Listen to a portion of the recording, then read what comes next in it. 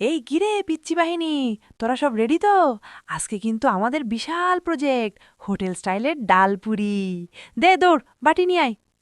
প্রথমে ওই বড় গামলায় 2 কাপ ময়দা ঢাল। সাবধান, গায়ে মাখিস না আবার। এর মধ্যে 1 চা চামচ লবণ আর 3 টেবিল চামচ রান্নার তেল দে। র, সবাই মিলে হাত লাগা। তেল আর ময়দা এমনভাবে মাখাবি যেন ব্রেড ক্রামের মতো ঝুরঝুরে হয়ে যায়।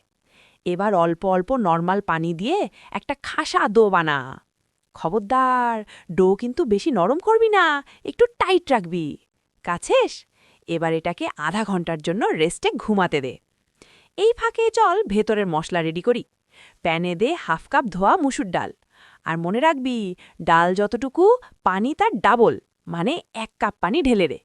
অ্যাডে দে 1 টেবিল চামচ রসুন কুচি, 1/4 চা চামচ হলুদের গুঁড়া আর 1 টেবিল চামচ কাঁচামরিচ কুচি। ঝাল কম হলে কিন্তু খবরে আছে। পানি ফুটে উঠলে ঢাকনা দিয়ে একদম লো আঁচে 15-20 মিনিট রেখে দে। পানি শুকিয়ে ডালটা যখন গলে যাবে, তখন দিবি 1/2 চা চামচ ভাজা জিরার গুঁড়া আর স্বাদমতো লবণ। চুলার আঁচ বাড়িয়ে নেড়েচেড়ে একদম পানি শুকিয়ে ফেল। মাম্মা, ডাল কিন্তু একদম ঝরঝরে হতে হবে, কাদা কাদা থাকলে পুরি ফাটবে।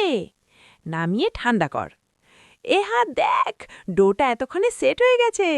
ছোট ছোট বল বানিয়ে বাটির মতো কর, আর এর মধ্যে ওই ডালের পুর ঠেসে দে।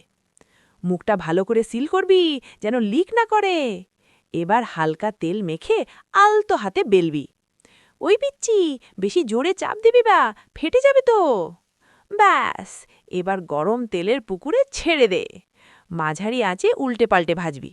যখন দেখবি পুরিগুলো বেলুনের মতো ফুলে টুসটুসে হয়ে গেছে আর গোল্ডেন কালার আসছে, তখনই বুঝবি কাজ সাকসেসফুল। উফ, দেখছিস পিচ্চিরা, কি জিনিস বানাইছিস তোরা! বাইরে ক্রিস্পি আর ভিতরে ডালে ঠাসা। সাবাস তোদের! দে এবার একটা গরম গরম কামড় দি।